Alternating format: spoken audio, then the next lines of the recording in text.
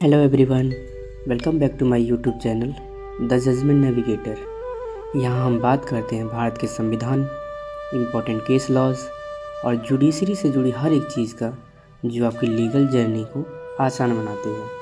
तो चलिए आज का वीडियो स्टार्ट करते हैं एक इंटरेस्टिंग केस के साथ।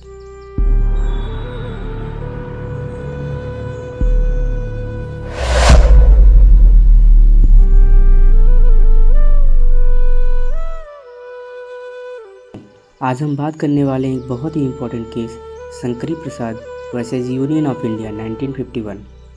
ये वही केस है जिसने यह तय किया कि संसद फंडामेंटल राइट में बदलाव कर सकती है या नहीं। चलिए जानते हैं पूरा मामला आसान भाषा में। सबसे पहले बैकग्राउंड समझते हैं। आज़ादी के बाद सरकार ने ज़मीन सुधार यानी लैंड रिफॉर्म लाने के लिए पहला कॉन्स्टिट्यूशनल अमेंडमेंट किया, लेकिन इससे लोगों के प्रॉपर्टी राइट पर असर पड़ा, इसलिए इसे सुप्रीम कोर्ट में चुनौती दी गई और मामले की शुरुआत यहीं से हुई। अब मुख्य सवाल ये थे कि क्या पार्लियामेंट फंडामेंटल राइट को बदल सकती है, या आर्टिकल 368 जरूर कहता है कि संसद संविधान में बदलाव कर सकती है, लेकिन क्या इस शक्ति में फंडामेंटल राइट भी शामिल है? यही इस केस का सबसे बड़ा मुद्दा था। पेटिशनर यानी शंकरी प्रसाद का कहना था कि ये जो अमेंडमेंट है ये भी एक तरह का लॉ होता है, और आर्टिकल 13 क्लॉज 2 कहता है कि ऐसा कोई लॉ नहीं बनाया जा सकता जो फंडामेंटल राइट को तोड़े।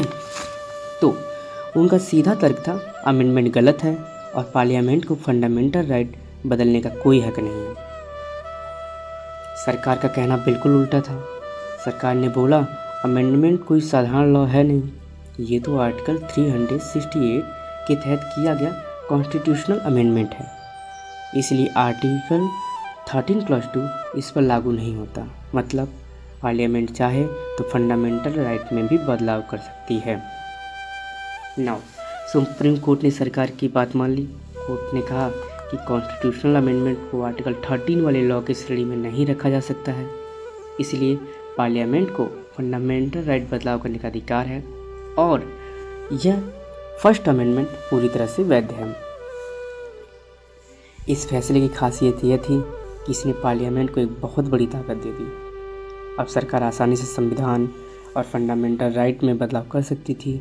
बाद में इसी मुद्दे पर गोलकनाथ और केशवानंदा भारती जैसे बड़े केस आए, लेकिन शंकरी प्रसाद ने इस बहस की नींव रख दी थी। कुल मिलाकर इस केस ने साफ कर दिया कि 1951 में फंडामेंटल राइट बिल्कुल अमेंड किए जा सकते थे। ये भारत के संविधान के इतिहास में एक बहुत ही माइलस्टोन केस रहा। दोस्तों, ये था केस शंकरी प्रसाद का।